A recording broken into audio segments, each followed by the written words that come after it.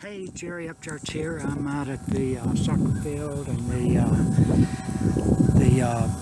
dog park over here, but got a beautiful day here in Atlanta, Georgia, and I just walked the major part of my 10,000 steps. I've got 9,483, and I'll get the rest of them probably before I go home. But yesterday I talked about discovering your why, and I'm on this because John Maxwell has an article in his book, or a chapter in his book, on discovering your why, and in his book Living with Intention. So if we have our why, and it will develop us into a person that will live with intention, meaning that we're going to live with significance, and we're going to create a legacy for ourselves and our family to rely on. So, and that's one of my whys, is to create a legacy for my family and also for my wife. So today we're going to talk a little bit about finding your why. You know, you talked yesterday about discovering it, but today we're going to talk about finding it by adding value to other people's lives. And that's a big thing on John Maxwell's chart, is to add value to someone else. And John tells a story in his book about a Psychology 101 professor coming into his classroom one day and asking 3 questions. The first question was, what do you cry about? What makes you cry? And the second question was, what makes you sing? You know, the first one, what makes you cry? The second one, what makes you sing? And the third question is, what do you dream? What do you dream about? So as you think about those questions, what makes you cry? What impacts your heart in a way that really makes you want to do something about it? This in itself will help you discover your why in life. And then what makes you sing is something that what makes you happy in life, you know, and what makes you want to sing. And it's usually something that you've done, that you've seen help other people out of a situation that they didn't want to be in. Or you see somebody else lifting someone up. So those are great things to have in life. But the third thing you ask is, what do you dream about?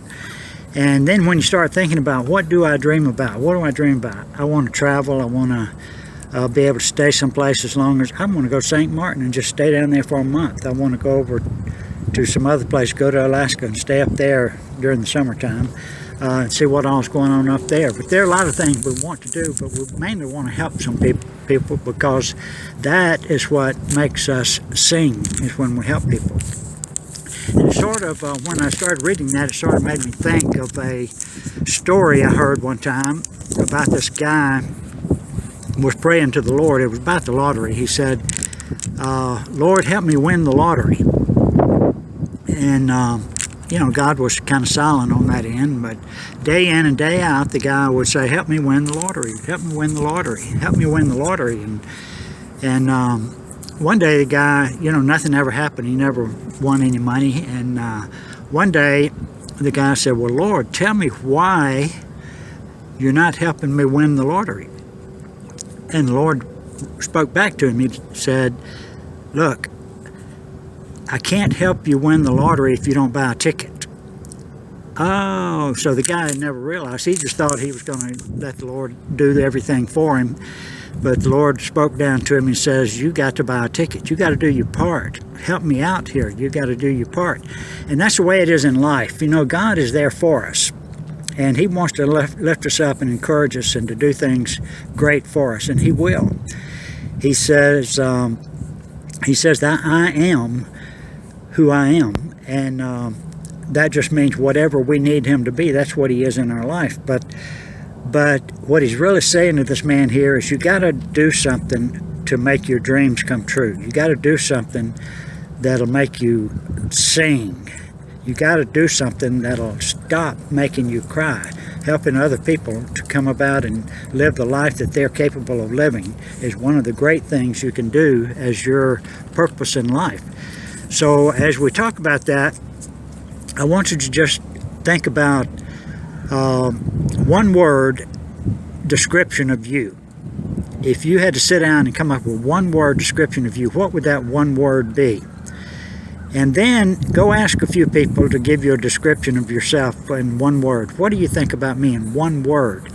And the ideal thing would be to get hundreds and thousands of these answers, because you know, you can't base a population off of 5 or 10 people. You've got to have a large number of people that you're sampling in order to get a reliable answer. But in reality, you compare what you think of yourself in one word to what other people think of you. Are they the same thing? Are they what you want it to be? If not, then we got to start thinking of ways to become the person that we think we are, or the person that we think we want to be. And it reminds me of the book in Joshua where the Lord says to Joshua, says, meditate on this book of the law day and night. Let it not depart out of thy mouth. So, you know, for a long time I thought we were supposed to keep silent. Don't let it come out of our mouth. But what that's really saying is never let it stop coming out of your mouth. Never let it stop coming out of your mouth. Always be saying what you want. Always be saying what you believe. Always be saying what you want to do and what you want to accomplish, and say it in the present tense like it's already done. I have this, I am this, I am. And that's why he says in the Bible, I am a child of God. He says I am. He says for us is that we are blessed in the city. We're already blessed in the city. We're blessed in the field. We're blessed in our work. We're blessed in our family life. So keep saying that over and over and over. And then think about, I'll read the blog below. Basically, just read the blog below, and I've got a lot more details on what John Maxwell has suggested to do to come up with your why. But read the blog and give me a comment on the blog and let me know what you're thinking about it. And if you have a why already, put it in the blog. Let me know what it is. Hey, have a great day. Click on the link, and I look forward to hearing from you. Have a great day.